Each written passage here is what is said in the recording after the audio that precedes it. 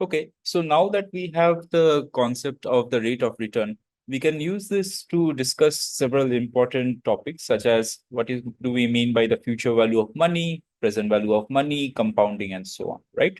So let's think about this question that how much money will one receive in the future if the rate of return is 10% and one invests 100 rupees today, right? So we can actually use the formula for rate of return that we had discussed before to try and answer this question. So recall that the formula was given by the following, that R is the rate of return, C1 is the cash flow in the future, C0 is the cash flow today, and again, C0 is the cash flow today. So this was the formula that you had. So we had said that R was equal to C1 minus C0 divided by C0. So you can rewrite this in terms of an expression for C1. So if you multiply throughout by C0, you end up getting RC0 is equal to C1 minus C0. And so therefore C1 is equal to C0 times 1 plus R, right? So as per the question, you are given that C0 is equal to 100, R is 10% or 0.1. And once you plug this in, you end up getting that C1 equal to 110, right? So this means that you are going to get in future 110 if you invest 100 rupees today and the rate of return is 10%, right? So this 110 next year, we are going to call that as the future value of 100 today if the rate of return is 10% per year, right? So the future value is basically the value of the present cash amount at some point in the future. And if the rate of return is positive, then this is going to be typically an amount which is more than the present cash amount that you have, right? So we can actually extend this concept further. So we can ask that, suppose that you can earn 10% year after year, right? And you can reinvest the money that you earn in the first year, then how much will this money be worth in some future years, right? So for example, one can ask the question, what would the 2-year return be if one earns a 10% return per year, right? So the answer is actually not going to be 20%. In order to see this, let's continue with the calculations that we had done last time. So we had got that 100 rupees in 1 year's time at 10% rate of return would become 110 rupees in the next period.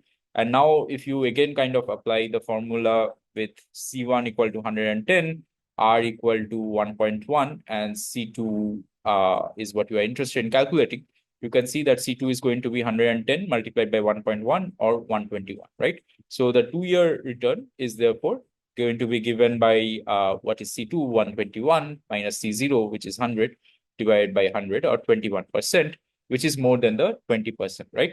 So how come you're getting an amount which is more than 20%? Well, this is because, remember, you are getting an additional interest income of 10 in the first year, which at a rate of 10% is going to give you 1 rupee more. And that's where you are getting this 1% extra compared to the 20% that you had, right? So this is nothing but the idea of compound interest that you would have studied perhaps in your high school. And this is a concept that is very important, and hence we are kind of like recapping it, okay? All right. So you can follow the same procedure to, instead of looking at just 2-year return, you can ask what's the T-year return. So then this would be the relevant answer. So if you have the per year return being R, then the T-year return is going to be given by RT, where 1 plus RT equals 1 plus R to the power T, right? So for example, you can use this to answer several questions, such as suppose you have an investment project where you are investing in 100 today, and this is going to earn 10% each year. So how much is this going to be worth in 12 years' time? So this is nothing but the future value of 100 in 12 years. And you can use this formula to calculate that. So that's going to be 100 multiplied by 1.1 to the power 12. So if you use your calculator or Excel or a spreadsheet, you can calculate this and show that this is equal to 313.84 when you round it off to 2 decimal places, right? Okay.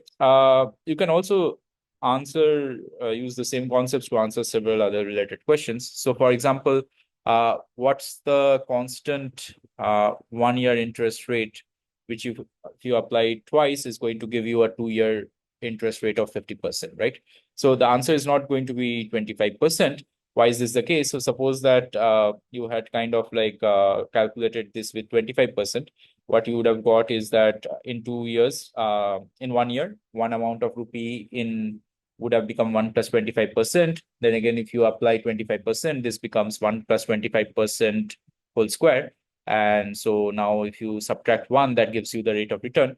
And you can see that this is more than the 50%, right? This is 56.25%. What this means is that suppose you had put in 100 rupees, where the per year interest rate was 25%, then in 2 years' time, you would have got actually 156 rupees 25 paisa, right? So you would have got an interest of 56.25. So therefore, this is more than 50%, right? So how do you actually calculate what's the 1 year return that if you apply twice will give you a 2 year return of 50%? Well, you basically go to the basics and say that, okay, if the 2 year return, so you again kind of like are applying this formula, right? So here RT is the T-year return, you are given the 2 year return, so you are given R2. So that means that this is 1 plus 50%, right? And that's equal to 1 plus R to the power 2. And now you have to basically solve for R. So if you basically take a square root and then you subtract 1, you'll end up getting 22.47%, which is rounded off again to 2 decimal places, right? So that's the answer.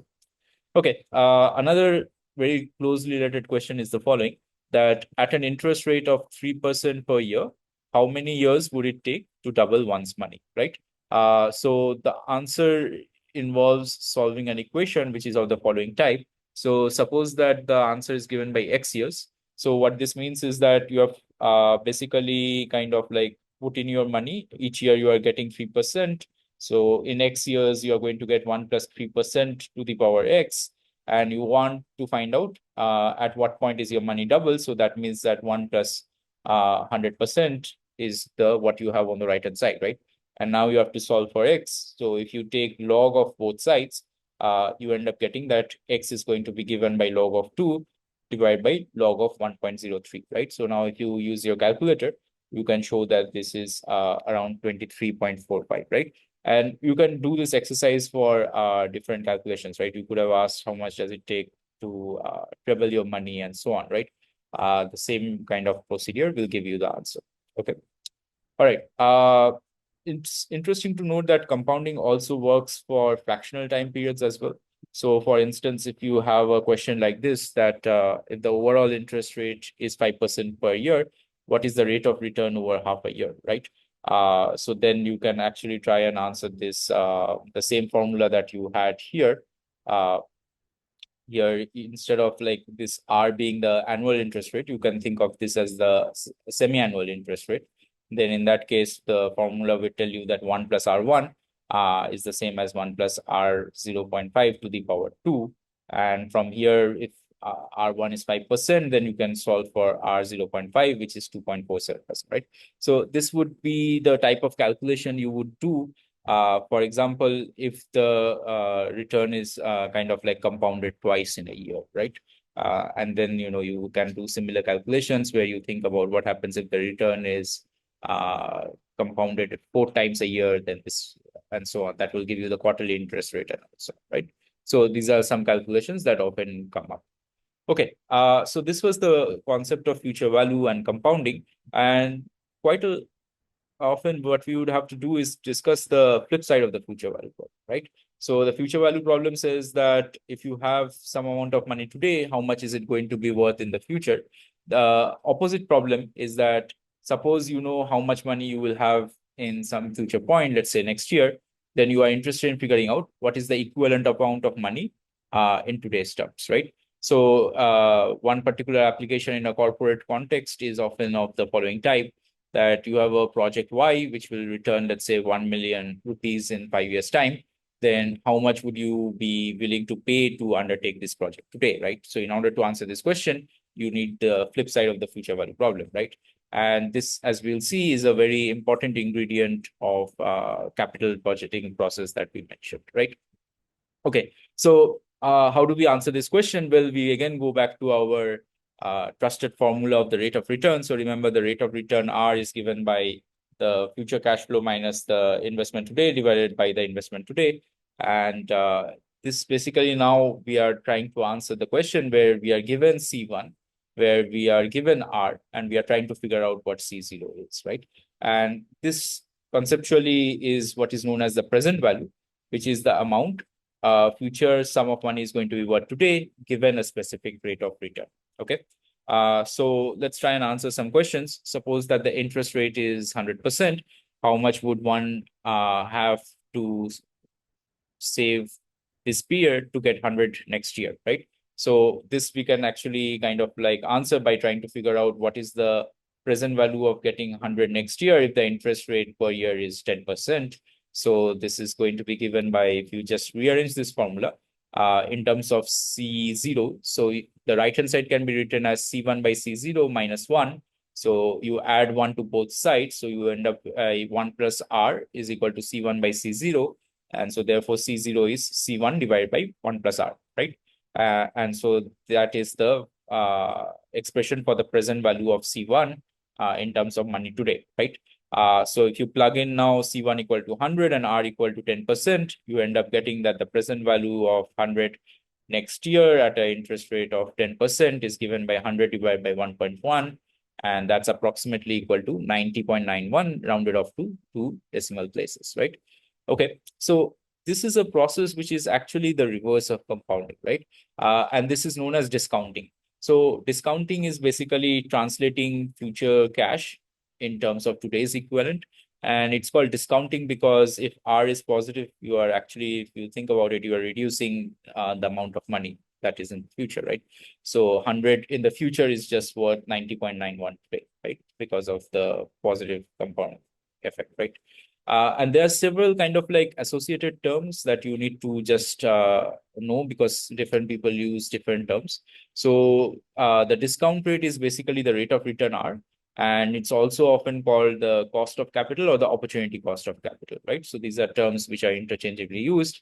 And there is again an additional term which is called the discount factor, right? And this is essentially the term that one multiplies a future cash flow by in order to get today's present value, right? So in the example that we just discussed,